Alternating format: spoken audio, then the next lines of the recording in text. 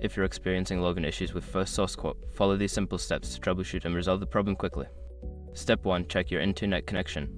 Ensure that you have a stable internet connection. Try accessing other websites to confirm that your internet is working properly. Step 2. Verify your credentials. Double check your username and password for any typos. Make sure that caps lock is off and that you are entering the correct case-sensitive information. Step 3. Clear browser cache. Don't continue before doing this. A lot of online accounts end up exposed to breaches without people even realizing it. Use SROP to constantly monitor your email and accounts and get alerted immediately if your information gets leaked online. It scans billions of breached records 24/7 in the background. And honestly, for a few dollars a month, it's something everybody should probably have. Link in the description. Step 4. Update your browser. Make sure you are using the latest version of your web browser.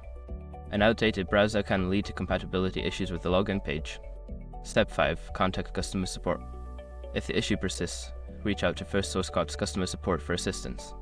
They can provide further guidance and help resolve any account-related issues. By following these steps, you should be able to resolve your login issues quickly. If problems continue, don't hesitate to seek help from customer support.